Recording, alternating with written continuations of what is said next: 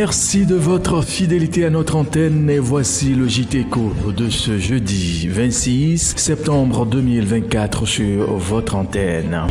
Le Fonds monétaire international a annoncé dans un communiqué publié le mercredi 25 septembre que son conseil d'administration a approuvé un prêt de 210 millions de dollars en faveur du Libéria avec un décaissement immédiat d'environ 5,8 millions de dollars. Ce programme qui se situe dans le cadre d'une facilité élargie de crédit de 40 mois accompagnera la mise en œuvre de réformes économiques élaborées par le gouvernement et visant à remédier au déséquilibre macroéconomique, à renforcer la viabilité de la dette et à jeter les bases d'une croissance plus forte, plus inclusive et tirée par le secteur privé, a-t-on précisé de même source. Les principales actions envisagées dans ce cadre sont la mise en œuvre de nouvelles mesures fiscales, y compris une taxe sur la valeur ajoutée, l'augmentation des dépenses publiques prioritaires, en particulier pour les infrastructures de base et le renforcement de la stabilité financière en s'attaquant à la question des prêts bancaires non productifs. L'actualité économique, c'est aussi le Soudan où les États-Unis vont apporter une aide humanitaire de 424 millions de dollars. L'information a été annoncée par Linda Thomas-Greenfield, ambassadrice des États-Unis auprès des Nations Unies. La nouvelle aide devrait servir à fournir de la nourriture, des soins de santé, de l'eau potable et un soutien aux réfugiés alors que l'ONU estime que le Soudan aura besoin de 4,1 milliards de dollars pour répondre aux besoins humanitaires de la population qui doit faire face à une insécurité alimentaire aiguë. De nombreuses infrastructures de santé sont également défaillantes, augmentant le risque de propagation des maladies telles que le choléra, le paludisme et limitant l'accès aux soins médicaux. Il est à noter que la guerre dure depuis plus d'1 an au Soudan entre l'armée du général Abdel Fattah al-Burhan et les forces de soutien rapide du général Mohamed Hamdan Daglo. Les efforts diplomatiques pour des négociations de paix n'ont pas encore abouti.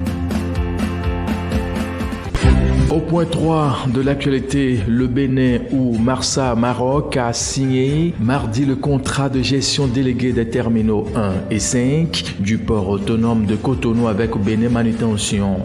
La nouvelle société mixte chargée de la manutention dans ce complexe portuaire. Le démarrage des opérations est prévu début octobre 2024 au terminal 1, le terminal 5 étant encore en construction. Cet acte matérialise le marché obtenu en juillet dernier par le groupe marocain. Il entre dans le cadre du plan de modernisation du port de Cotonou structuré en plusieurs projets intégrant entre autres la construction de nouvelles infrastructures, l'acquisition d'équipements modernes et l'amélioration des niveaux de service.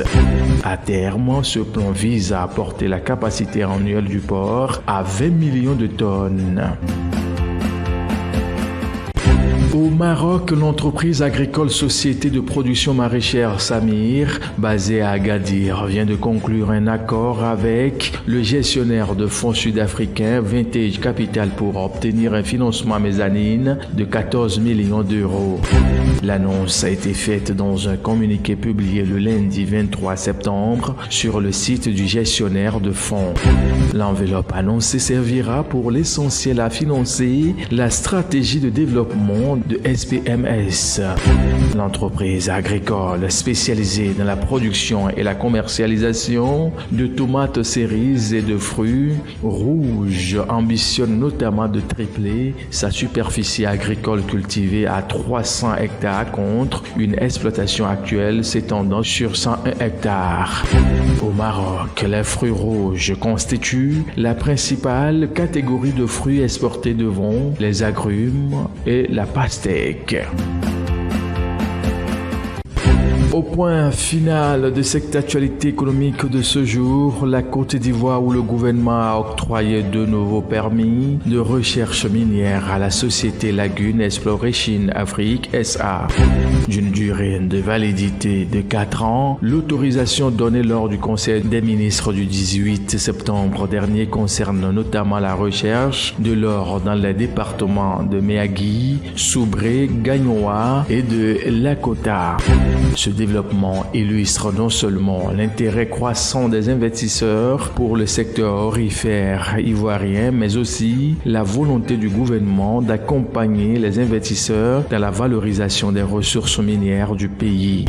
Ce soutien des autorités s'étend jusqu'au développement des mines, comme l'illustre un rapport de SP Global paru en juillet 2024. De différents facteurs ont permis à la Côte d'Ivoire d'accroître rapidement sa production d'or grâce à la mise en service de nouvelles mines.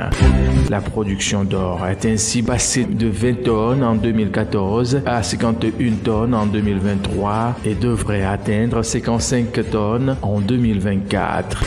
Et c'est fini pour aujourd'hui. Très bonne suite de nos programmes à vous tous et à très vite.